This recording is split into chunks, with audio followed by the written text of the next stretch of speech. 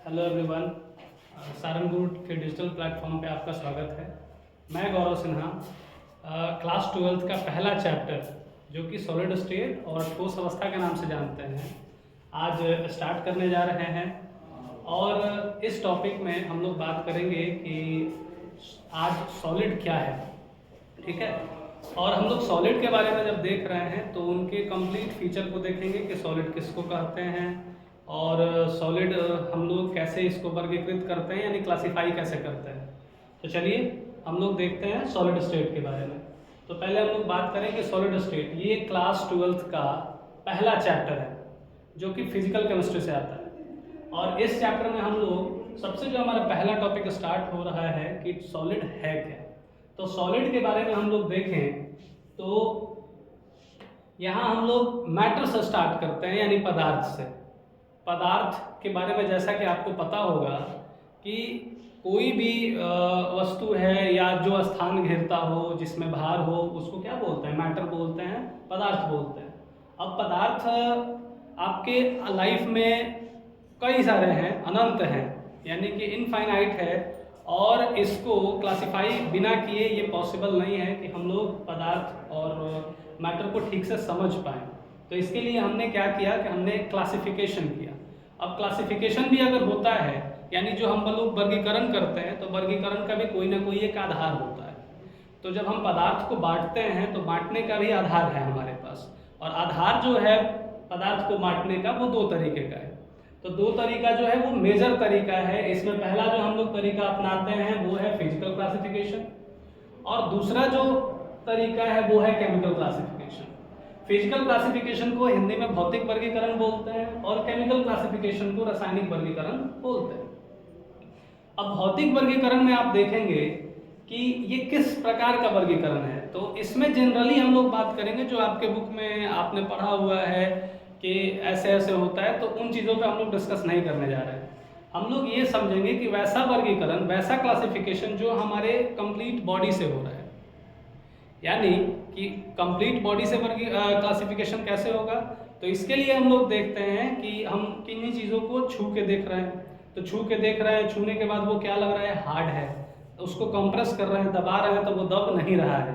इसका मतलब हम इस कंक्लूजन पे पहुंचते हैं कि वो क्या है? सॉलिड है। दूसरी बात अगर हम करते हैं कि अगर हम कोई ऐसा मैटर है जिसको हम लोग क्या कर रहे हैं कि उसमें हाथ को डाल रहे हैं, और हाथ को डाल रहे हैं इस तरह से हम लोग होल्ड करने की कोशिश कर रहे हैं, पकड़ने की कोशिश कर रहे हैं। लग रहा है कि कोई ना कोई चीज़ हमसे टच हो रहा है, लेकिन जब हम पकड़ने का प्रयास करते हैं तो वो हमारे इस तरह से हाथ में आता नहीं है। और लेकिन वही अगर हम अपने पाम को इस तरह से ले लें तो हमारे पाम के अंदर ये स्टोर हो जाएगा। यानी कि हम उस तरह के मैटर को एक क्लासिफिकेशन, फिजिकल क्लासिफिकेशन के टाइप में रखते हैं, जिसको हम लोग बोलते हैं लिक्विड। और ऐसा भी मैटर है जहाँ कुछ नहीं है, लेकिन आप ये इमेजिन कर रहे हैं कहीं दूर खाना बन रहा है और आपको वहाँ से स्मेल आ रहा है, तो दिख भी नहीं रहा है लेकिन स्मेल आ रहा है। वो चीज़ क्या है? तो उन चीज़ों को, उस टाइप के जो मैटर होंगे जिसमें कलर हो भी सकता है, कलर नहीं भी हो सकता है, और लेकिन हम लोगों को कुछ आइडेंटिटी मिल रहा है। जैसे कि हम बोलते हैं कि हम ऑक्सीजन गैस इनहेल कर रहे हैं। तो ऑक्सीजन गैस इनहेल कर रहे हैं, इसका मतलब कि हमारे चारों तरफ कहीं ना कहीं क्या है? गैस भरे पड़े हैं। तो इस तरह के मैटर जो हम लोगों को दिख नहीं रहे हैं, लेकिन हम उनको स्मेल के थ्रू भी महसूस कर सकते हैं, या कोई फिजिकल प्रोसेस के थ्रू उसको हम लोग क्लासिफाई कर सकते हैं, आइडेंटिफाई कर सकते हैं, उसको हम लोग बोलते हैं गैस। तो हम लोगों को ज़्यादा मतलब यहाँ किससे है? लिक्विड से ज़्यादा मतलब नहीं है, गैस से ज़्यादा मतलब नहीं है। हम लोगों का मेन मतलब जो है वो सॉलिड से है। तो सॉलिड में हम लोग देखते हैं कि अब सॉलिड, तो सॉलिड का क्या फीचर होगा? तो सॉलिड का जो मेन फीचर होता है, इसके बारे में आपको समझना ज़्यादा जरूरी है कि सॉलिड का मतलब कि the matter which have definite shape and volume. अब आप देखेंगे कि हम इसको हिंदी में क्या बोल रहे हैं कि वह पदार्थ जिसका आयतन और आयतन आकार निश्चित हो। तो अब आयतन भी निश्चित है और आकार भी निश्चित है। लेकिन आप एक चीज़ थोड़ा सा ध्यान देंगे यहाँ, तो आपको ये चीज़ पता चलेगा कि हमने शेप पर क्या लगाया हुआ है? स्टार लगाया हुआ है। अब इस स्टार के बारे में हम लोग आगे डिस्कस करेंगे कि शेप में स्टार लगाने का क्या मतलब है। लेकिन एक मोटे मोटे तौर पे हम लोग एक आइडिया लेते हैं कि सॉलिड जो है इनका जो मेन जो स्ट्रक्चर होगा, यानी कि इनके कॉन्स्टिट्यूएंट्स, यानी कि जिससे ये बना है, उनके पार्टिकल्स के बीच में इंटरमॉलिक्यूलर जो स्पेस होगा वो होता है बहुत कम, बहुत कम, या यूं कहें कि ना के बराबर। इंटरमॉलिक्यूलर स्पेस यानी कि ये कंप्रेसिबल नहीं होता है, इसको दबाने के बाद ये नहीं दबता है। ठीक, पार्टिकल्स के बीच में कोई भी स्पेस नहीं है और ये रिजिड होते हैं। फीचर के बारे में भी आगे हम लोग डिस्कस करेंगे। लिक्विड की अगर हम बात करें तो लिक्विड में क्या है कि यही इंटरमॉलिक्यूलर स्पेस इसमें कुछ बढ़ जाता है। आपने देखा होगा कि यहाँ इंटरमॉलिक्यूलर स्पेस यानी कि पार्टिकल्स के बीच में कोई स्पेस आपको नहीं दिख रहा होगा, लेकिन लिक्विड के केस में इंटरमॉलिक्यूलर स्पेस आपको दिख रहा है। और ये लास्ट में जो आपने देखा ये गैस, गैस के केस में आप देखेंगे तो यहाँ इंटरमॉलिक्यूलर स्पेस ज़्यादा है। आप देख सकते हैं इंटरमॉलिक्यूलर स्पेस इनके बीच में ज़्यादा है, यानी कि दो पार्टिकल्स के बीच में जो डिस्टेंस है, जो दूरी है, इसी को हम लोग इंटरमॉलिक्यूलर स्पेस बोलते हैं। तो इंटरमॉलिक्यूलर स्पेस गैस में बहुत ज़्यादा होगा, उससे कम होगा लिक्विड में, और सबसे कम यानी कि ना के बराबर जो इंटरमॉलिक्यूलर स्पेस होता है वो होता है सॉलिड में। ठीक है, अगले पॉइंट पे हम लोग चलते हैं कि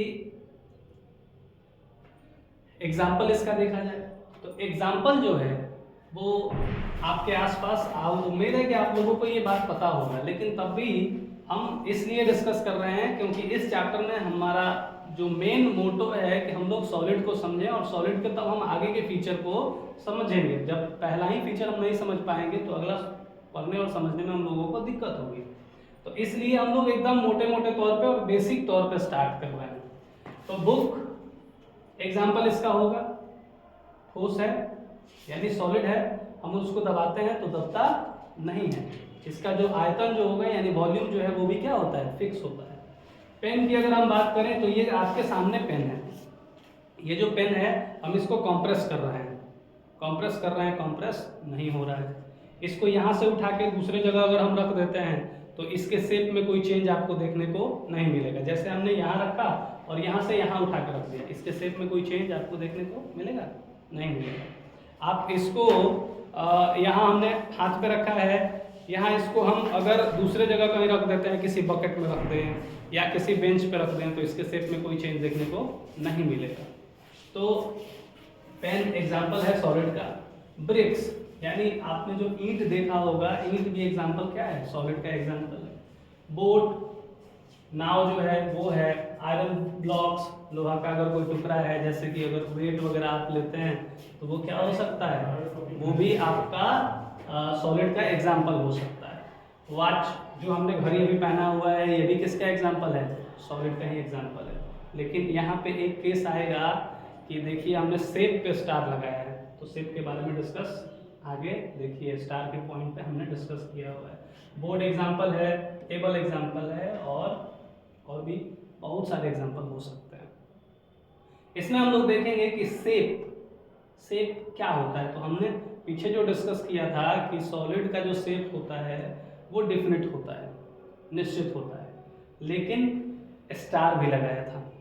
तो स्टार लगाने का क्या मतलब है, तो आपने आज तक जो पढ़ाई किया होगा उसमें ये चीज़ पाया होगा कि सॉलिड का जो शेप होता है वो डिफिनिट होता है, लेकिन आज आपको ये बात पता चलेगा कि सॉलिड का तो शेप हम बदल ही देते हैं। लेकिन कैसे बदलते हैं, तब the shape of solid can be changed, ठीक ना। तो सॉलिड का जो शेप है वो चेंज किया जा सकता है। कब चेंज किया जा सकता है, बाय अप्लाइंग एक्सटर्नल फोर्सेस। कैसे, तो अगर हम बाह्य बल लगा दें तो सॉलिड का भी शेप हम लोग चेंज कर सकते हैं। ठीक, एक मोटे मोटे तौर पे एग्जांपल देखते हैं कि क्या ये पॉसिबल है। तो हम लोग देखेंगे यहाँ कि एक मान लीजिए ब्लॉक है जिसका लंबाई जो है वो है 10 सेंटीमीटर, चौड़ाई जो है, ब्रेथ जो है वो 8 सेंटीमीटर है, और उसका थिकनेस यानी मोटाई जो है वो 2 सेंटीमीटर का है। ठीक है, तो ये जो 2 सेंटीमीटर का है, जब हम इसका आयतन निकालेंगे तो आयतन के केस में हम देखते हैं कि आयतन जो होगा वो क्या होगा, आपने पढ़ा भी होगा L into B into H, लंबाई गुने चौड़ाई गुने ऊंचाई। तो इस केस में हम देखते हैं कि 10 centimetre into 8 centimetre into 2 centimetre, ये आता है 160 सेंटीमीटर क्यूब। 160 centimetre cube. शायद आपको ये चीज़ एक बेसिक हम बता दें कि 1 सेंटीमीटर क्यूब का मतलब क्या होता है। तो 1 सेंटीमीटर क्यूब का मतलब 160 सेंटीमीटर क्यूब का मतलब होता है कि इसको हम लोग ऐसे लिख सकते हैं कि 160 into 1 centimetre into 1 centimetre into 1 centimetre. आप बोलेंगे कि हाँ एकदम कोई दिक्कत नहीं है, यहाँ यानी 1 सेंटीमीटर लंबा, 1 सेंटीमीटर चौड़ा और 1 सेंटीमीटर ऊंचा। उस जगह पे पता है क्या लिख सकते हैं, number of cubes. Number of cubes क्या मतलब है इसका, यानी 1 सेंटीमीटर क्यूब 160 सेंटीमीटर क्यूब अगर हम बोलें आपसे कि ये कितना जगह होता है, कितना स्पेस ऑक्युपाई कर रहा है, तो इसका मतलब ये होता है कि 1 सेंटीमीटर लंबा, 1 सेंटीमीटर चौड़ा और 1 सेंटीमीटर ऊंचा उस जगह पे, यानी इसका हाइट जो है 1 सेंटीमीटर, लेंथ है 1 सेंटीमीटर और ब्रेथ भी कितना है 1 सेंटीमीटर। ऐसे ऐसे छोटे छोटे क्यूब्स इस जगह पर रखे जा सकते हैं, कितने 160। आप देख सकते हैं ये 2 सेंटीमीटर है, बीच से इसको हम डिवाइड भी कर देंगे, 1-1 सेंटीमीटर के पार्ट में अगर हम बांट देंगे तो आप देखिएगा यहीं पे आपका कितना सारा ब्लॉक आ जाएगा। यहीं पे आप देखेंगे तो 1 2 3 4 इस तरह से आ जाएगा, यानी इतने कम डिस्टेंस में 1 सेंटीमीटर लंबा, 1 सेंटीमीटर चौड़ा और 1 सेंटीमीटर ऊंचा अगर आप कर देते हैं तो यहाँ वैसे वैसे छोटे छोटे क्यूब्स जिनका वॉल्यूम क्या होगा 1 सेंटीमीटर क्यूब, इसका वॉल्यूम क्या होगा 1 सेंटीमीटर क्यूब। तो ऐसे ऐसे छोटे छोटे क्यूब जो हैं इस जगह पे 160 रखे जा सकते हैं, इसलिए इस जगह का जो वॉल्यूम है वो 160 सेंटीमीटर क्यूब होता है। उम्मीद है ये बात समझ में आ गया होगा। अगर नहीं समझ में आ रहा है तो वीडियो आप पीछे रिवर्स करके आप जाके इसको समझने का कोशिश करिए कि हम लोग वॉल्यूम किसको बोलते हैं। आगे हम लोग बात करें कि हमने शेप पे बोला था, अभी तक हमने इस पे कोई एक्सटर्नल फोर्स नहीं लगाया है। अब हम लोग देखते हैं यहाँ कि हमने इसमें क्या किया कि कोई एक्सटर्नल फोर्स लगा दिया, कोई एक्सटर्नल फोर्स लगाया और उसके शेप को हमने थोड़ा सा चेंज कर दिया। तो शेप चेंज कर रहे हैं तो क्या चेंज नहीं होगा। सॉलिड में एक खास बात है कि जब आप शेप तो चेंज करेंगे, अच्छी बात है, कर सकते हैं, लेकिन उसका वॉल्यूम कभी चेंज नहीं होगा। तो वॉल्यूम अगर चेंज नहीं होगा इसका मतलब कैसे, तो देखते हैं हमने क्या किया कि ये लेंथ जो है वो 20 सेंटीमीटर कर दिया, लेकिन ब्रेथ जो था, ये जो आपका हाइट है, ये ब्रेथ जो है वो 8 सेंटीमीटर ही रखा। लेकिन जो हमने डेप्थ जो लिया था, जो गहराई लिया था, या आप यूँ कहें कि ऊंचाई जो हमने लिया था 2 सेंटीमीटर था, हमने इसको कर दिया 1 सेंटीमीटर। हमने उसको बीच से काट दिया और बीच से काट कर उसको सीधा कर दिया। तो बीच से जब काट के उसको सीधा करेंगे तो जाहिर है कि जो 10 सेंटीमीटर का था अब वो खुल जाएगा, तो वो हो जाएगा 20 सेंटीमीटर का। ठीक, पहले इतना हुआ करता था, अब 10 सेंटीमीटर उधर, 10 सेंटीमीटर अब इधर आ गया। थिकनेस पहले 2 सेंटीमीटर का था, अब यहाँ थिकनेस जो है वो 1 सेंटीमीटर का है।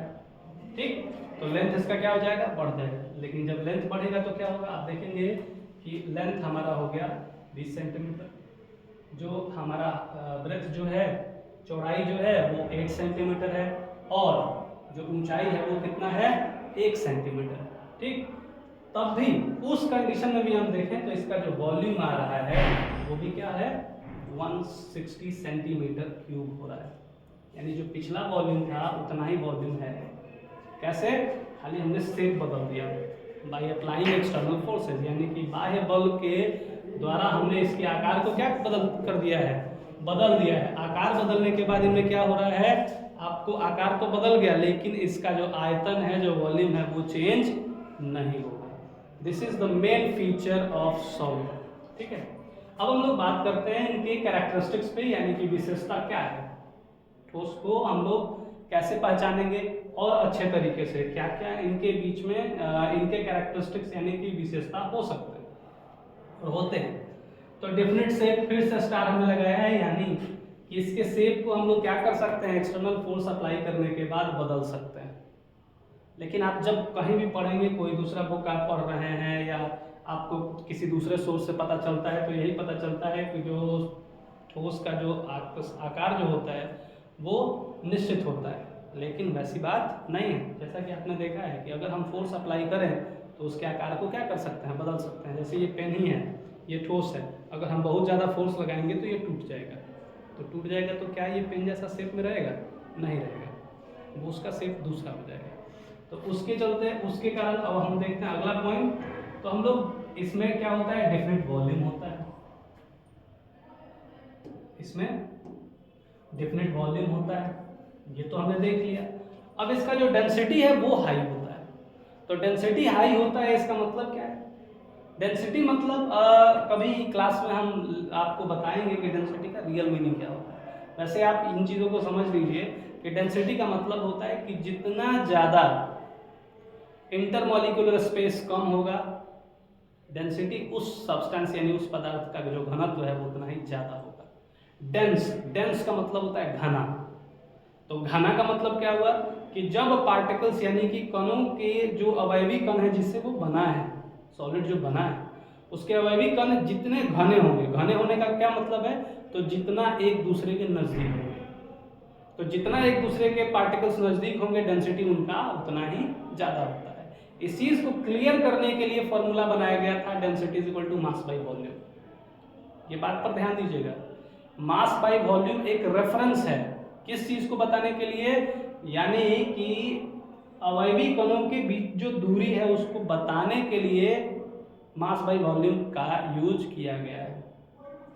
तो इसमें क्या है कि पार्टिकल्स के बीच में इंटरमॉलिक्यूलर स्पेस बहुत कम होता है, तो बहुत कम होता है यानी कि डेंसिटी इनका क्या होगा, ज़्यादा होगा। ज़्यादा डेंस होंगे, एक दूसरे के ज़्यादा करीब हैं, तो डेंसिटी इसलिए इनका क्या होता है, हाई होता है। जैसा कि आप पीछे आपने देखा है, इस केस में हमने आपको बताया है कि इनके बीच में इंटरमॉलिक्यूलर स्पेस एकदम कम है। तो जब इंटरमॉलिक्यूलर स्पेस एकदम से कम है यानी क्या ज़्यादा है, तो डेंसिटी जो है वेरी हाई है।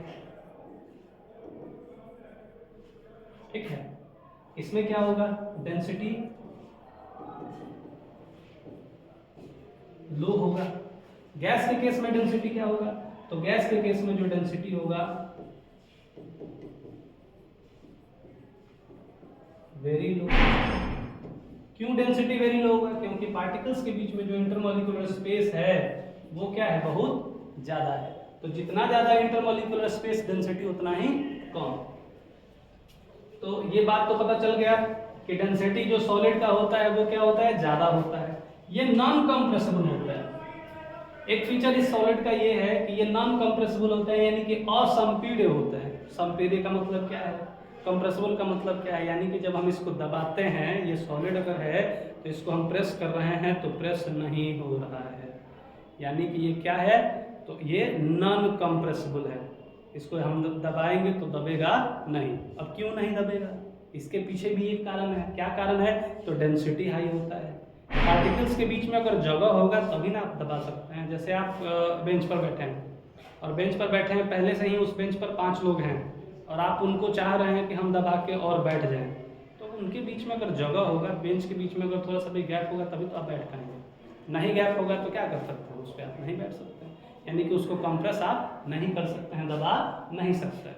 अब ये जब दबा नहीं सकते हैं यानी कि क्या हो गया, अगला पॉइंट हमारा जनरेट हो रहा है यहाँ से कि ये रिजिड होंगे, हार्ड होंगे। दबा नहीं सकते हैं तो कब नहीं दबा सकते हैं, जब पार्टिकल्स के बीच में स्पेस नहीं है, हार्ड है, तभी तो नहीं दबा सकते हैं, तो ये हार्ड होते हैं। इसके बाद हम देखें कि इनका मेल्टिंग और बॉइलिंग पॉइंट क्या होगा, तो लिक्विड से जो है उससे इसका बॉइलिंग पॉइंट ज़्यादा तो होना ही होना है।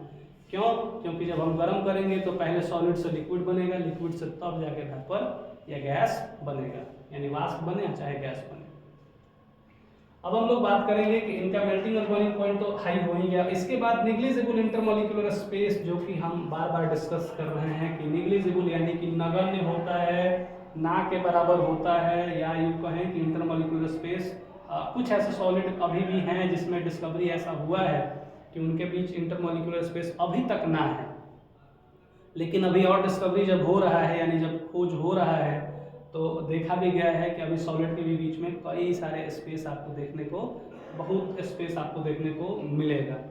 लेकिन मोटे मोटे तौर पे हम लोग देखते हैं कि इंटरमॉलिक्यूलर स्पेस इसीलिए बोल देते हैं कि इंटरमॉलिक्यूलर स्पेस जो है वो निग्लिजिबल होता है। ठीक। तो ये चीज़ हमारा था कि हमने सॉलिड और सॉलिड के कैरेक्टरिस्टिक्स यानी कि पूरे फीचर को हमने देख लिया।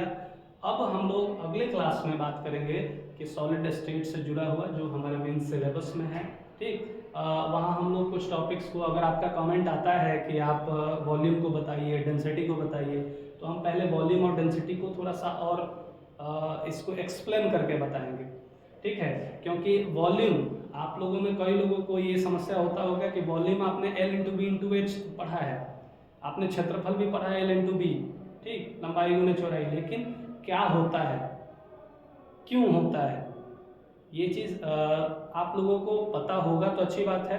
कई लोगों को ये चीज़ पता नहीं होगा, क्योंकि जब तक कोई चीज़ अगर दिखता नहीं है तो पढ़ाई में मन नहीं लगेगा। तो पढ़ने के लिए उन सारे कंसेप्ट को, छोटे छोटे कंसेप्ट, ये हो सकते हैं कि आपको ये लगता हो कि ये कंसेप्ट हमको तो बहुत पहले ही पढ़ने थे, लेकिन ये कंसेप्ट जो बहुत पहले पढ़ने थे वो बहुत आगे जाके और प्रॉब्लम क्रिएट कर सकता है, इसलिए उस प्रॉब्लम को जल्दी से सॉल्व करना जरूरी है। तो अगर आपका कमेंट आता है कि आप वॉल्यूम और डेंसिटी को पढ़ाइए, तो जाहिर है कि हम वॉल्यूम और डेंसिटी आपको क्लियर करेंगे, एरिया भी आपको बताएंगे, और मेन टॉपिक पे हम लोग स्टार्ट करेंगे नेक्स्ट वीडियो में। उम्मीद है कि आप सबको ये वीडियो पसंद आया होगा। अगर पसंद आया है तो आप इसको रिपीट करिए, रिपीट करके कंसेप्ट को समझिए, और कमेंट में आप कोई सुझाव देना चाहते हैं तो कमेंट में सुझाव